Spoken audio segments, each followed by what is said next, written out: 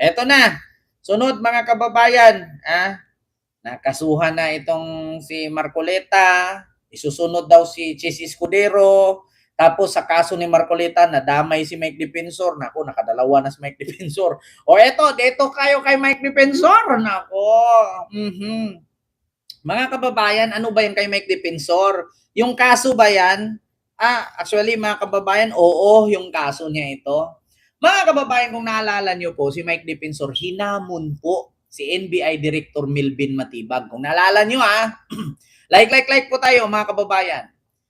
Kung naalala nyo po, hinamon po ni Mike Defensor si NBI Director Milvin Matibag.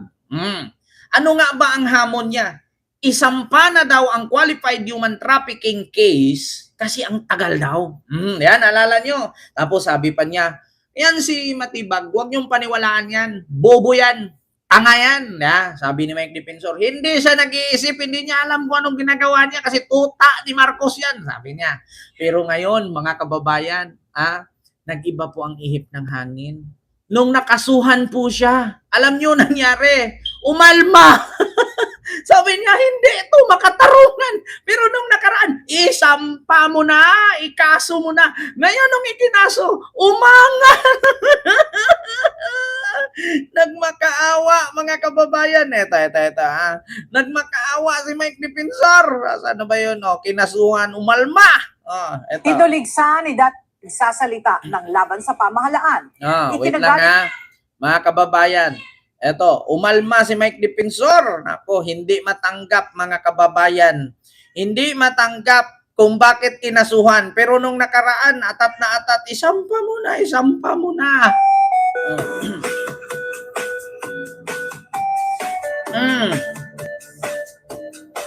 Tinuligsa ni dating Congressman Mike Defensor ang reklamong isinampa ng National Bureau of Investigation laban sa kanya. Kita niyo? Nung nakaraan, katagal-tagal naman ikaso yan. Sige na, ikaso nyo na. Tapos ngayon, umalma, tinuligsa na. Ano yun? Bakit? Akala siguro nila, ito ganito mga kababayan. Akala siguro ni Mike Defensor, kapag takot-takutin niya si Matibag, ay umatras at hindi ituloy ang kaso. Kasi ang sabi niya, ikaso mo na. Bobo yan. Tanga-tanga yan. Tapos akala niya siguro, mga kababayan, hindi siya tutuhanin ni Matibag. Ayun, tinutuo ni Matibag. Ayun, umangal. Inalman, umangal. Pasig City Prosecutor's Office. Ayon kay Defensor, mas mauuna pa siyang makukulong kumpara sa mga sangkot sa korupsyon at magnanakaw sa kabanang bayan. Diba? Biruin nyo, si Mike Defensor, mauna pang makulong sa mga magnanakaw sa flood control. Ay, nako mga kababayan, yan yung problema eh. 'Di ba? Ang dami nyo kasing ingay. Alam niyo sa totoo lang, hindi na lang kasi magpatahi ng uso eh. Ingay ng ingay. Parang si Chabit, ingay ng ingay, sabit din pala. Si Marcoleta, ingay ng ingay. Ayun, nakasuhan ng plunder. Ang ingay kasi. Hindi na lang kasi nagpatahi ng uso. Dagpa ng dating mambabatas, wala pang naipakukulong ang NBI na individual na sangkot sa katiwalian. Ngunit, ano daw, walang naipakulong ang NBI na sangkot sa katiwalian? Anong tingin mo kay Jinggoy? Anong tingin mo kay Bong Revilla? Si Marcoleta, susunod. Ikaw, susunod ka na. Ibo ang ahensya sa mga nagsasalita ng laban sa pamahalaan. Ikinagalit din ni Defensor ang pagdamay maging sa kanyang anak na kahit pa ito ay corporate secretary lamang ng kanyang kumpanya. Ano daw? Ikinagalit ni Mike Defensor na ang pagdamay sa kanyang anak na kahit ito daw ay corporate secretary lang sa kumpanya. Dinadamay mo nga yung isang senador at cabinet secretary. Nagre-react ka kung bakit dinamay yung anak mo. Yung cabinet secretary nga at saka senador, gusto mo ngang idamay eh. Diba? Ano kaya yun? Ito pa. Hapon noong Biyernes, June 25, nang dumating sa Pasig City Prosecutor's Office ang mga tauhan ng National Bureau of Investigation para ihain ang reklamong qualified human trafficking laban sa pamilya ni dating Congressman Mike Defensor. Ayon sa NBI, bunso nito ng sinalakay na KTV bar sa Pasig City noong Abril, kung saan mayroon umanong nangyayaring human trafficking at sexual exploitation sa lugar. Bukod dito, natuklasan din ng NBI na may ilang binago sa estruktura ng gusali na taliwas na nakasaad sa building plan na isinumite sa Pasig City Engineering Office. Nako. Sa isang pahayag, sinabi ni dating Congressman Mike March Defensor Castillo, na mas hello po. mauuna pa niya siyang makulong kumpara sa mga sangkot sa korupsyon at magnanakaw sa kaban ng bayan. Dagdag pa Ano naman ngayon kung mauna kang makulong, yung ingay mo. Na? Kung hindi ka kasi nag-ingay dyan, alam nyo sa totoo lang, wala naman kasing magnanakaw na aamin. Ikaw kasi wala kang kasalanan, gumawa ka ng mali. Di ba? Itong sinabi ni Mike Defensor, sabi niya, mas mauna pa daw siyang makulong kaysa sa mga magnanakaw sa flood control. Paano makukulong agad-agad? Wala namang magnanakaw na umaamin. Malamang magtatago yan, malamang tatanggi yan. Siya kasi, tahimik na buhay niya, may negosyo na siya, di ba? Tahimik na buhay niya, may negosyo na siya, mayaman na siya, ba't nang-iingay pa? Baka may balak tumakbong senador ngayon. Paano ka tatakbong senador o mayor ng Quezon City kung makakaswat makukulong ka? Defensor, wala pa anyang naipakukulong ang NBI na individual na sangkot sa katiwalian. Ngunit agresibo anya ang ahensya sa mga nagsasalita ng laban sa pamahalaan. Giit din ang dating mambabatas na maging ang kanyang anak na abogado ay dinamay din sa reklamo ng NBI kahit pa ito ay corporate secretary lamang. Nauna na rin inihayag ni Defensor na handa nitong harapin ang naturang reklamo sa kanya ng NBI. Wala pang bagong reaksyon ng NBI hinggil sa mga pahayag na ito ni Defensor.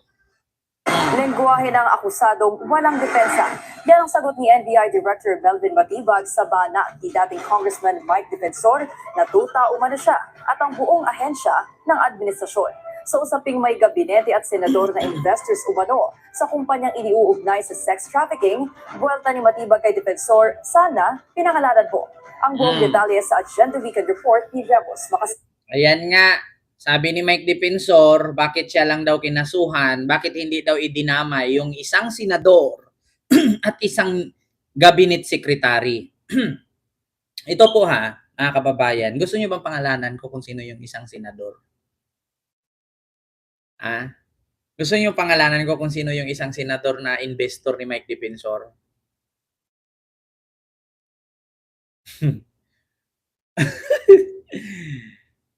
Magugulat kayo kung malaman nyo. Baka may alam kayo mga kababayan, paki-comment. Magugulat kayo kung malalaman niyo yung isang senador na nag-invest kay Mike Defensor na kasuhan. Kapag yun kinasuhan ako, automatically, hindi na makakalaya talaga kasi may kaso na din. Wala nang iba, mga kababayan. Wala pa. Hindi nyo pa alam, mga kababayan. Yun po yung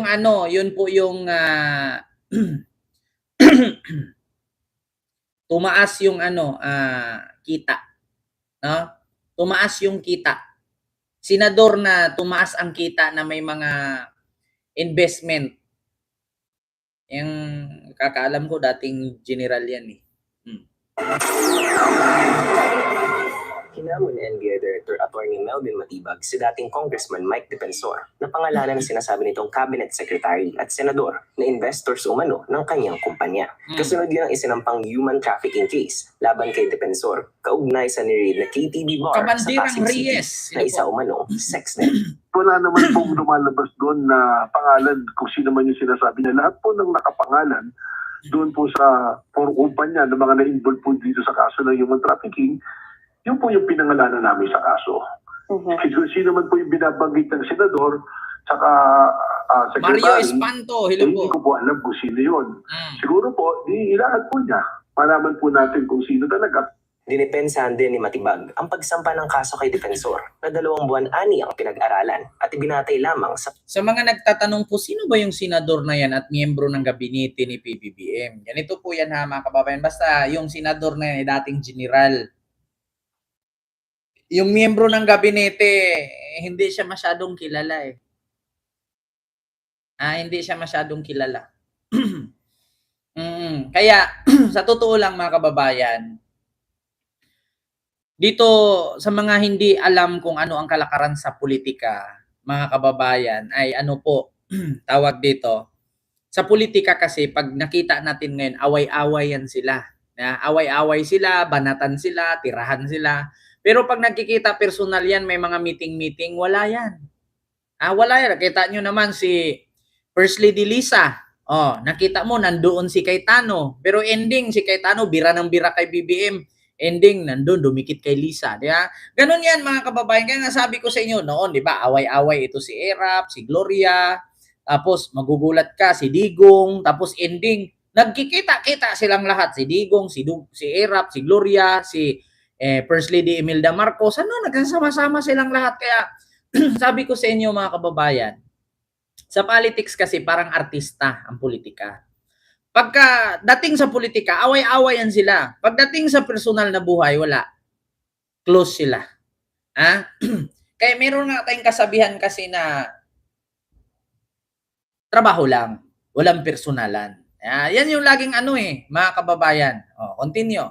Nakalap na ebidensya at dokumento. Mahirap naman po yun, nagagawa ka ng kaso, ng problema, at meron po mga ebidensya, sasabihin mo ngayon, politika. You will try politics pagkatapos po may pakita ebidensya. Hindi naman po titindig na depensa sa korte yung mga ganyan pong salita. Tila binaliwala rin ni Matibag. Ano daw sabi? May nag-comment si Roxanne, ano ba to? Barcelona. Joel is not gone. Boeing mention him. Listen well and do not spread fake news. Ano daw? Do not spread fake news. Ito Roxanne Barcelona. Ganito yan. Hindi po tayo nagpapakalat ng fake news. Ako po'y nagtatanong. Magkaiba kasi yung nagsabi na si Joel hindi na kinasuhan. Magkaiba yon sa bakit hindi nakasuhan. Magkaiba yung nagsalita ka ng si Joel wala ng kaso. Absuelto na ni Boying. Yun ang fake news. Pero tayo kasi nagtatanong, bakit wala pa rin kaso si Joel? Yun ang tanong. Kasi mga kababayan, ganito kasi yan. Tayo, Pilipino, matatanda na tayo, di natin kailangan ng sibil. Pag sinabi mo, nakasuhan mo within 2 weeks, kasuhan mo. Hindi yung nangako ka, pag pumalya yan, huwag kang mag-expect na hindi magre-react ang tao dyan. Lalong-lalo na kaming mga vlogger, hindi naman kami DDS Ang DDS, katulad ng DDS, sinabi ni Digong, meron tayong presidenteng bangag noon, bangag ngayon, adik ang ating presidente. Tapos pagka bukas in-interview, wala akong sinabing adik, wala akong sinabing bangag, wala akong sinabing ganyan. Di ba? Si Boying kasi, si Joel Villanueva, next 2 weeks kakasuhan na. Asaan yung kaso? Fake news yon? Fake news ba yon? Nagsalita si Boying, nagbitaw ng salita. 2 weeks. Pagkatapos kay Jinggoy, si Joel, asaan na? Ilang weeks na? 1 buwan na Fake news pa rin ba yan? So ikaw, ordinaryong tao, Pilipino, botante, taxpayer, hindi ka ba magtanong? Niloloko ba tayo? Ginawa ba tayong tanga? O pinaikot-ikot lang tayo? Di ba? Hindi ba malalabas sa isipan mo yan? Nangako 2 weeks kasuhan si Joel. Period. Asaan yung kaso? Kung ikaw Pilipinong nanood, hindi ka naman bungol, hindi ka naman bobo, hindi ka naman DDS, anong reaksyon mo? Di ba? Anong reaksyon mo? Kumusta na ang kaso ni Joel? Nasaan na si Joel? So, pag nagbitaw ng salita, sasabihin na lang natin, hayaan mo na lang. Huwag ka mangako. Ikaw, pangakuan kita. Bukas bigyan kita ng 100 milyon. Tapos pag hindi kita nabigyan, anong sasabihin mo? Diba? Malamang mag-aantay ka. Malamang magtataka ka. Kaya nga lumabas yung usapin ni Trillanes na kaya hindi umuusad yung mga kaso sa ombudsman kasi may tinatawag silang bayad. Meron silang tinatawag na Airbnb. Sa madaling salita, parking fee. Kaya nakakapagtaka at napag-isip-isip ang mga tao, totoo nga ba yung sinabi ni Trillanes na may parking fee? Kaya hindi umuusad yung kaso kasi binabayaran? Di ba? Fake news yon. Fake news. Eh kung fake news, di kasuhan Las Trillanes. Di ba? Nagtaka ka. Si Jinggoy, ilang linggo lang kinasuhan, nakulong na. Bakit yung kaso ni Bongo hanggang ngayon di pa umusad? Roxanne Barcelona, pakisagot. Sinong naunang kinasuhan? Si Jinggoy o si Bongo? Tapos ngayon sasabihin mo si Joel hindi nawawala, nandyan pa. Nandyan naman siya, pero ang kaso na saan? Kasi hindi po mawawala sa isipan ng tao, malaya tayong mamamahayag, malaya tayong mag-react at maglabas ng opinion. Hindi dapat magbitaw ng salita na after 2 weeks magkaso. Kasi walang nangyaring kaso, kaya tayong Pilipino nagtatanong, di ba, nagmukha tayong tanga, ginawa tayong tanga ni Boying, yun ang totoo. Huwag siyang mangako na kasuhan niya after 2 weeks kung wala namang kasong nangyayari. Tapos nasundan ni Trillanes na mayroong tinatawag na parking fee, kaya napag-isip-isip ang tao, ay, oo nga. Oo nga. Diba? Kung tutuusin nga, December pa yan sinabi ni Boying eh. December pa yan 2025. Ilan pa lang ang nakulong? Si Bong Revilla pa lang at si Jinggoy, nasaan yung iba? Diba? Tapos sasabihin mo, fake news? Huwag mangako kung hindi naman to pa rin para hindi malisira ang pangalan ni PBBM. Yun. Hindi ko kinakalaban si Marcos. Ang sa akin lang, huwag nilang sirain ang pangalan ni BBM. Kasi mangako sila dyan, sino ba sila? Miyembro sila ng gabinete ni Marcos. Isang palpak, isang mali, kay Marcos ang bato. Kaya hindi nyo naisip. Kaya hindi nyo naisip, kagagawa ni John Vic, kagagawa ni Boying, kagagawa ng mga otoridad, puro palpak, kanino nag-reflect? Kay PBBM. Kaya yung mga DDS, saan na yung nakasuhan? December pa yan, wala pang nakasuhan. Kaya sumigaw ang kakamping, sumigaw ang DDS. Sinong nasira? Si BBM. Sinong may gawa? Sila Boying. Diba? Hindi naman magre-react ang tao niyan. Bakit? Ang mga DDS, parang kanta yan. Si BBM parang singer. Kapag singer ka, maganda ang boses mo, hahanapin nila dyan yung kulot. Kapag singer ka, pangit ang boses mo, hahanapin nila yung ganda. Si PBBM kasi ngayon, parang sumali ng singing contest yan. Pag kumanta ng maganda, hahanapan nila ng mali. Hahanapan nila ng kulot ng mga DDS at kakamping. Kapag kasi PBBM ngayon, kumanta pangit ang boses, hahanapin nila yung magandang boses. Yung pangit, hindi nila pansinin yun. Tapos, si PBBM habang kumakanta, may mga assistant siya, mali-mali ang iplini ng music. Si PBBM nagkandalitsi-litsi ang kanta. Yun. Diba?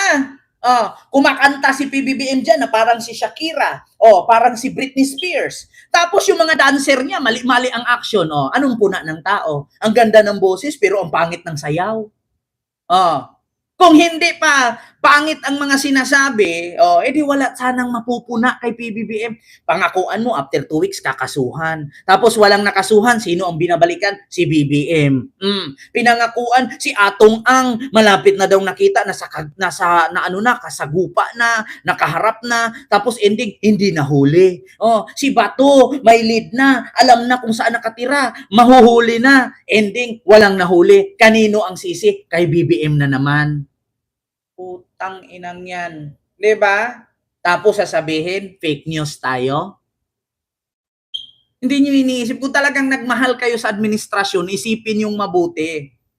Iwasan dapat ng miyembro ng gabinete na magnalngal. Iwasan dapat na mangako at magsalita, next week may kakasuhan, next week may makukulong. Tapos pag walang makasuhan, walang makulong, sinong sisihin? Si Marcos na naman.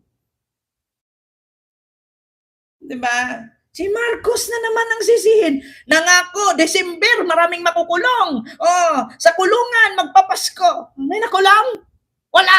Sinong nagsabi nun? Si Boying. Utang inang yan. Ngayon, nakakatulong ba sila? Hindi po. Huwag mangako kung hindi to pa rin. Para ang taong bayan, imbis na magtiwala kay Marcos, nawala ng gana. Yun. Paano hindi ka mawala ng gana? Dati kang sigaw ng BBM, BBM.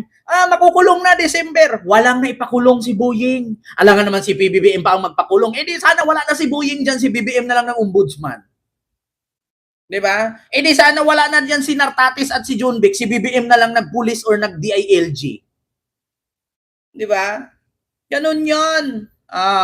Tapos sasabihin mo, fake news tayo. Loso. Continue. Banat ni Defensor na tuta umano siya at ang buong ahensya ng administrasyon para habulin ng mga kritiko. Well, yung ganyan pong mga salita, yan po yung salita talaga. Lalo po tumitibay yung kaso dahil yung ganyan mga salita po ng mga akusado. Katulad nito, kinasuhan si Mike Defensor. Kung hindi nakasuhan yan, sinong sisihin? Si BBM na naman. Ngayong nakasuhan, sinong sinisi? Si BBM na naman. Bakit? Ginipit ng administrasyon. Kita nyo?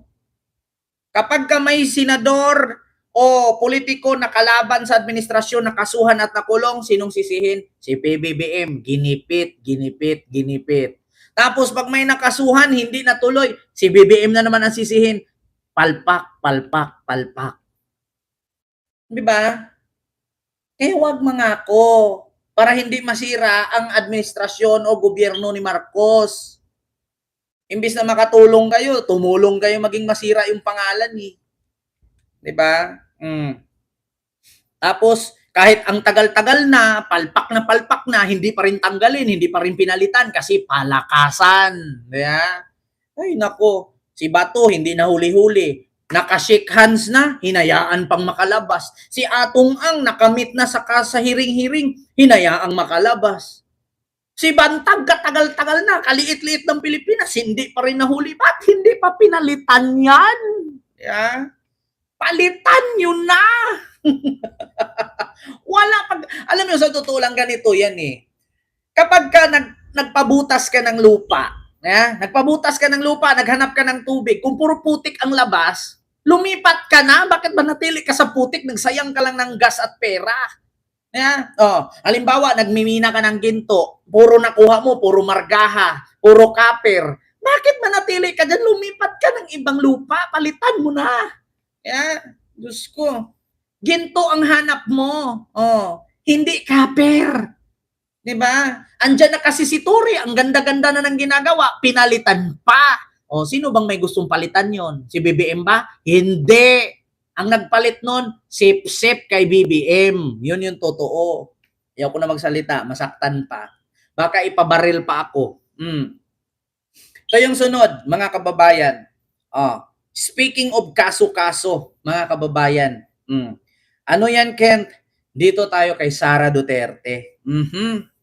Mga kababayan, ganito po yan, no? Tigil na tayo dyan sa blaming na yan. Sisihan ng sisihan. Wala tayong magawa kung magsisihan na lang tayo dito. Tumulong na lang tayo. Kung hindi mahuli, maghintay. Tapos wala tayong magawa eh. 'Di ba?